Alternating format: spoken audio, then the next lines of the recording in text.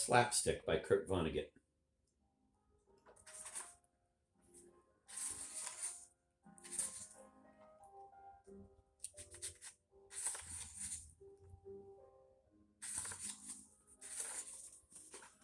Prologue. This is the closest I will ever come to writing an autobiography. I have called it slapstick because it is grotesque, situational poetry, like the slapstick film comedies, especially those of Laurel and Hardy, of long ago. It is about what life feels like to me.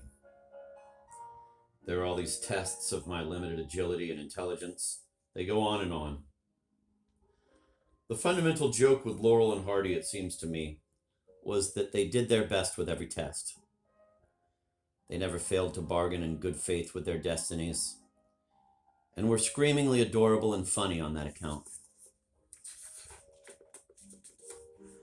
There was very little love in their films. There was often the situational poetry of marriage, which was something else again. It was yet another test with comical possibilities, provided that everybody submitted to it in good faith. Love was never at issue, and perhaps because I was so perpetually intoxicated and instructed by Laurel and Hardy during my childhood and the Great Depression, I find it natural to discuss life without ever mentioning love.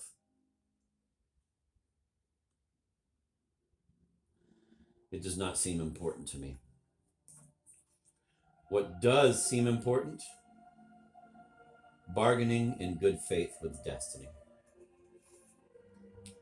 I have had some experiences with love, or think I have anyway, although the ones I have liked best could easily be described as, quote, common decency, end of quote. I treated somebody well for a little while, or maybe even for a tremendously long time, and that person treated me well in turn. Love need not have had anything to do with it. Also, I cannot distinguish between the love I have for people and the love I have for dogs. When a child and not watching comedians on film or listening to comedians on the radio, I used to spend a lot of time rolling around on rugs with uncritically affectionate dogs we had. And I still do a lot of that. The dogs become tired and confused and embarrassed long before I do. I could go on forever. Hi-ho. One time on his 21st birthday, one of my 3 adopted sons, who was about to leave for the Peace Corps in the Amazon rainforests, said to me, "You know, you've never hugged me." So I hugged him. We hugged each other. It was very nice. It was like rolling around on a rug with a Great Dane we used to have. Love is where you find it. I think it is foolish to go looking for it, and I think it can often be poisonous. I wish that people who are conventionally supposed to love each other would say to each other, when they fight, please, a little less love, and a little more common decency. Hey Google, turn the volume down. Hey Google, turn the volume down. Sorry, that wasn't part of the book. My longest experience with common decency surely has been my older brother, my only brother, Bernard, who is an atmospheric scientist in the State University of New York at Albany. He is a widower, raising 2 young sons all by himself. He does it well. He has 3 grown-up sons besides. We were given very different sorts of minds at birth. Bernard could never be a writer. I could never be a scientist. And since we make our livings with our minds, we tend to think of them as gadgets, separate from our awarenesses, from our central selves. We have hugged each other maybe 3 or 4 times, on birthdays very likely, and clumsily. We have never hugged in moments of grief. The minds we have been given enjoy the same sorts of jokes, at any rate, Mark Twain stuff, Laurel and Hardy stuff. They are equally disorderly too.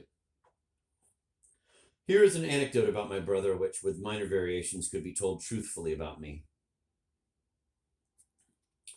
Bernard worked for the General Electric Research Laboratory in Schenectady, New York, for a while, where he developed the silver iodide, where he discovered that silver iodide could precipitate certain sorts of clouds as snow or rain. His laboratory was a sensational mess, however, where a clumsy stranger could die in 1,000 different ways, depending on where he stumbled.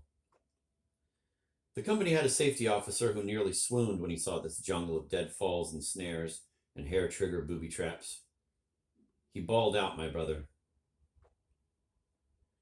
My brother said this to him, tapping his own forehead with his fingertips. If you think this laboratory is bad, you should see what it's like in here. And so on. I told my brother one time that whenever I did repair work around the house, I lost all my tools before I could finish the job. You're lucky, he said. I always lose whatever I'm working on. We laughed. But because of the sorts of minds we were given at birth, and in spite of their disorderliness, Bernard and I belong to artificial extended families which allow us to claim relatives all over the world.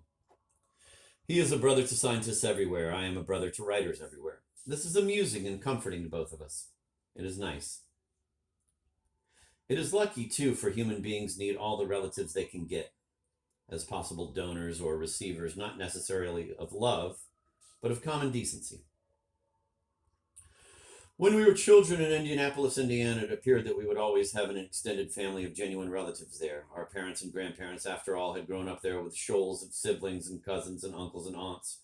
Yes, and their relatives were all cultivated and gentle and prosperous and spoke German and English gracefully. They were all religious skeptics, by the way. They might roam the wide world over when they were young and often have wonderful adventures. But they were all told sooner or later that it was time for them to come home to Indianapolis and to settle down. They invariably obeyed because they had so many relatives there. There were good things to inherit, too, of course. Sane businesses, comfortable homes, and faithful servants. Growing mountains of china and crystal and silverware. Reputations for honest dealing, cottages on Lake Maxinkuckee, along with whose eastern shore my family once owned a village of summer homes. But the delight the family took in itself was permanently crippled, I think, by the sudden American hatred for all things German, which unsheathed itself when this country entered the First World War, 5 years before I was born. Children in our family were no longer taught German, neither were they encouraged to admire German music or literature or art or science. My brother and sister and I were raised as though Germany were as foreign to us as Paraguay. We were deprived of Europe, except for what we might learn of it at school. We lost thousands of years in a very short time, and then tens of thousands of American dollars after that, and the summer cottages, and so on. And our family became a lot less interesting, especially to itself. So by the time the Great Depression and a Second World War were over, it was easy for my brother and my sister and me to wander away from Indianapolis. And of all the relatives we left behind, not one could think of a reason why we should come home again. We didn't belong anywhere in particular anymore. We were interchangeable parts in the American machine. Yes, and Indianapolis, which had once had a way of speaking English all its own, and jokes and legends and poets and villains and heroes all its own, and galleries for its own artists, had itself become an interchangeable part in the American machine. It was just another someplace where automobiles lived, with a symphony orchestra and all, and a racetrack. Hi-ho.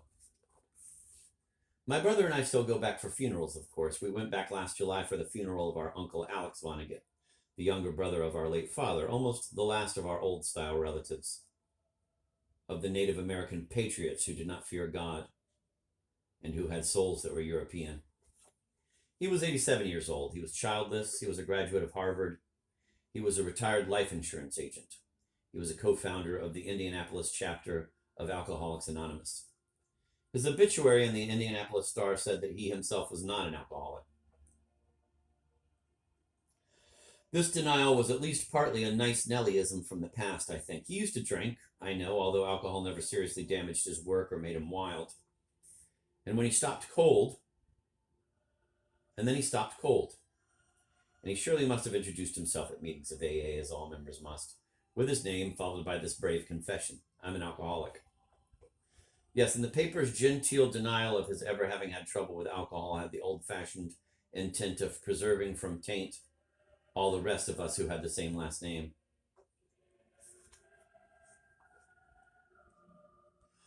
We would all have a harder time making good Indianapolis marriages or getting good Indianapolis jobs if it were known for certain that we had had relatives who were once drunkards or who, like my mother and my son, had gone at least temporarily insane. It was even a secret that my paternal grandmother died of cancer. Think of that.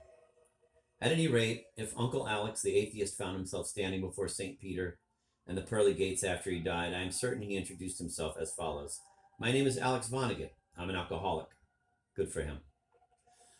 I will guess, too, that it was loneliness as much as it was a dread of alcoholic poisoning which shepherded him into AA as his relatives died off or wandered away or simply became interchangeable parts in the American machine.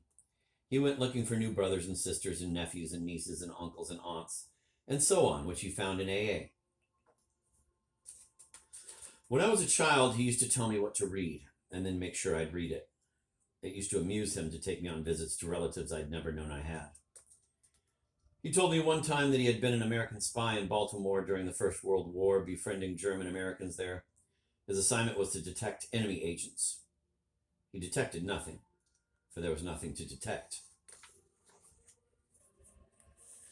He told me, too, that he was an investigator of graft in New York City for a little while, before his parents told him it was time to come home and settle down.